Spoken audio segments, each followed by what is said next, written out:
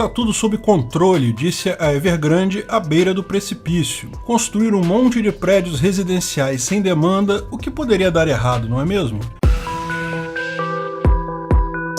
Esse é o Visão Libertária, sua fonte de informações descentralizadas e distribuídas. Você certamente já deve ter ouvido falar das cidades fantasmas da China. Em 2009, chegaram ao Ocidente os primeiros relatos sobre o tal milagre econômico chinês. O país estava construindo novas cidades inteiras numa velocidade impressionante. Só que, aparentemente, ninguém queria morar nelas. As fotos das cidades fantasmas eram um indício claro da bolha imobiliária que se formava. A ideia era diminuir a densidade populacional nos centros urbanos. As maravilhas do planejamento central. Como se construir um monte de casas fosse o suficiente para que as pessoas se mudassem para lá. Não é assim que a economia funciona. Se as pessoas aceitam se aglomerar em grandes centros urbanos, é porque os incentivos que têm lá, de alguma forma, geram retorno para essas pessoas. Sejam por maiores oportunidades de trabalho, sejam por melhores comodidades devido à oferta maior de serviços. Bom, o fato é que, praticamente de uma hora para outra, apartamentos residenciais e espaços comerciais foram construídos em torno de polos urbanos, ou seja,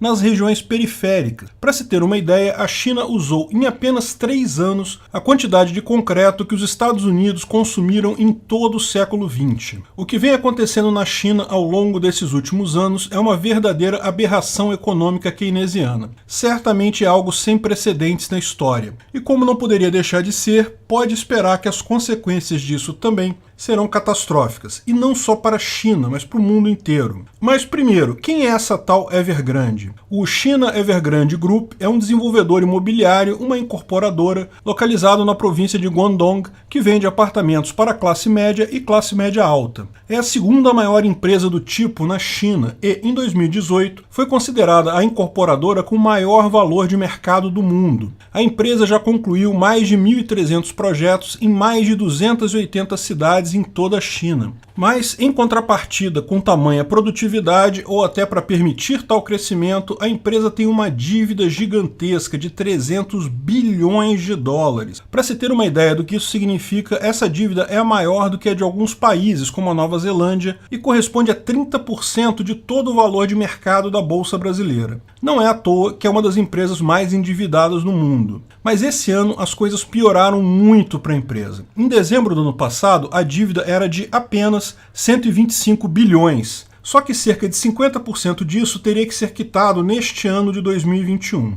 Desde o começo do ano, a empresa vem tentando rolar a dívida que só aumenta a cada dia. O problema é que quanto mais circulava a informação de que a empresa estava sem dinheiro para honrar seus compromissos, evidentemente, menos clientes ela conseguiria captar. O mercado de imóveis na China tipicamente requer uma alta entrada para comprar o imóvel mesmo antes dele ficar pronto. Você, lógico, não vai dar entrada em um apartamento que não sabe se vai receber, porque a empresa pode quebrar antes de te entregar. Somente de fevereiro a setembro deste ano, as ações da companhia caíram mais de 80%. As ações que já chegaram a valer 32 dólares na alta histórica de 2018, no momento que escrevo esse artigo, são cotadas em pouco mais de 2 dólares e a tendência é de queda. O primeiro alerta para o mercado global veio no dia 31 de agosto. A empresa, em seu relatório de resultados do primeiro semestre de 2021, informou que sofria risco de calote em seus empréstimos. E, na semana passada, grandes bancos chineses foram notificados pelas autoridades habitacionais chinesas que o grupo não conseguiria emitir os pagamentos de juros dos empréstimos que venceriam em 20 de setembro. Mas isso é só uma parte do problema. Ela também está devendo para as empresas de construção,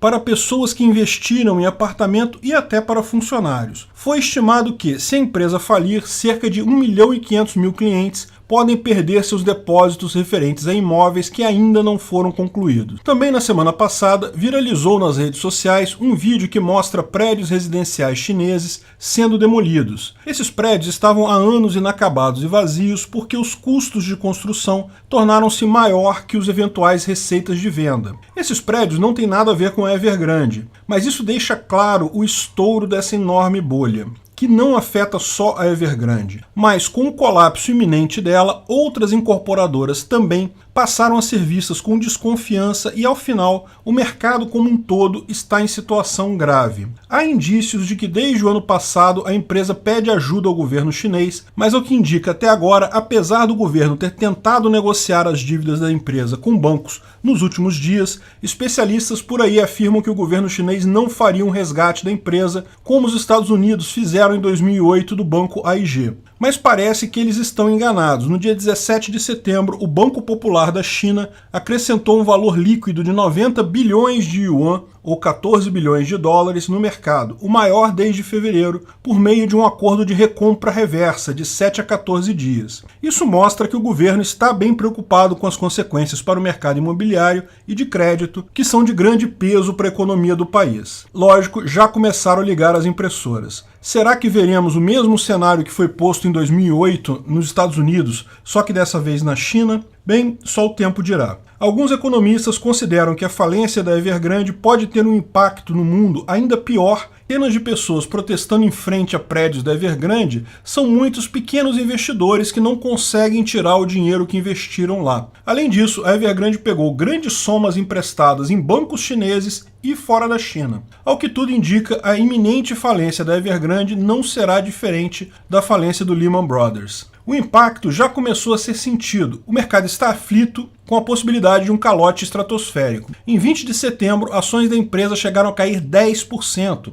e o impacto foi sentido nas bolsas de outros países, como o Brasil, onde a Ibovespa caiu 3% na metade do dia. Além disso, o mercado de commodities parece o mais assustado com a chance de falência da Evergrande. A cotação do minério de ferro, por exemplo, caiu 9% no porto de Qingdao, fechando abaixo de $100 a tonelada pela primeira vez desde maio de 2018. É preciso lembrar que a China é o principal parceiro comercial do Brasil. Cerca de 30% das exportações brasileiras vão para a China. E dentre os produtos mais exportados está o aço, muito usado justamente na construção civil. Então, o estouro dessa bolha certamente terá impacto forte aqui. Mas como foi possível chegar a tudo isso? Aparentemente é mais uma falha do capitalismo malvadão, certo? Bom, nada de muito novo no fronte. O clássico de toda a bolha imobiliária estimulada pelo governo. Juros artificialmente baixos que incentivam o endividamento das pessoas na compra de imóveis e, como citamos antes,